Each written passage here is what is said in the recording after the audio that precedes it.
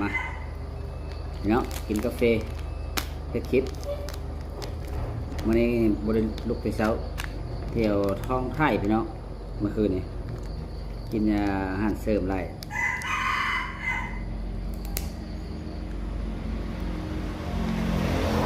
เจ็บท้องไร่บ่ได้นอนมันจะบ่กินอาหารเสริมของแล้วนอนพี่น้องไร่หลายโพดเมื่อยเนาะเดี๋ยวไปให้เอื้อยกินแต่พักผ่อนทางสิซื้อของแอดบริกินบันมากินกาแฟตอนเช้ากินแล้วก็จะไปเกี่ยวข้าวอีกมันนี้ก็ได้เกี่ยวข้าวปลูกโวยหลายอันนี่เนาะมันเฮ็ดคลิปลงสตอรี่ก่อนเนาะให้พี่น้องเห็นว่าลงทุกวันเลยพี่น้องเนาะหาเงินนำโทรศัพท์ถ้าว่าบ่ลงทุกวันก็คือบ่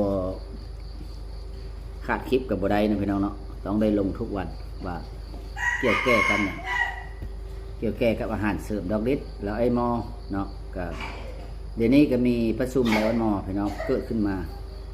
เปิดใหญ่เลยเนาะแต่ว่าเดี๋ยวนี้ยังบ่ได้เข้าเบิ่งว่าเปิดอยู่ไสแล้วอยู่ประเทศไทยเลยพี่น้องเปิดตัวไม่เนาะถ้าผู้ใดว่าจะไปเปิดตัวกับแล้วหมอก็ทักทายมาเนาะแอดดอลิสบุญทันมีถ้าว่าแอดดอลิสนี่ก็ถ้าว่าผู้ใดเนาะเข้าไปแล้วเนาะในวงการถามบอสไม่อย่างถามได้พี่น้องบ่เป็นอย่างทักทายหาบอสถามว่ามันเป็นอะไรสร้างรายได้แบบใดแอดดอลิสเกี่ยวแก่กับอาหารเสริมเลยพี่น้องโดยบ่แม่นยาเป็นอาหารเสริมรักษาสุขภาพแต่ว่าอาหารเสริมเกรดพรีเมียมพี่น้องเนาะถ้าพี่น้องบ่ลองบ่รู้บ่ฮู้บ่เห็นบ่ไปเบิ่งบ่เห็นพี่น้องเนาะต้องลองทักทายเข้าไปพี่น้องลองว่าแอดดอลิสอาหารเสริมกินฟรีโหลดฟรีบริขายบริสต็อกสินค้าบริลงทุนไม่แต่เอาสินค้าไปแจกไปได้พี่น้องแจกนำมือถือพี่น้องมีแล้วบ่แอดดอลิสบ่มีก็โหลดเอาซั่นจังซี่น้องก็ฝากพี่น้องแบบนั้นเนาะแอดดอลิสแจกของฟรีพี่น้องบ่มีค่าส่งฟรีหมดทุกอย่างเนาะฝากถึงแอดดอลิส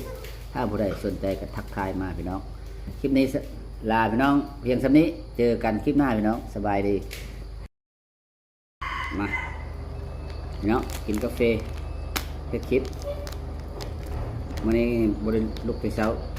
เที่ยวท้องไร่พี่น้องเมื่อคืนนี้กินอาหารเสริมไร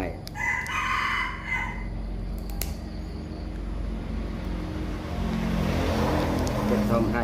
บ่ได้นอน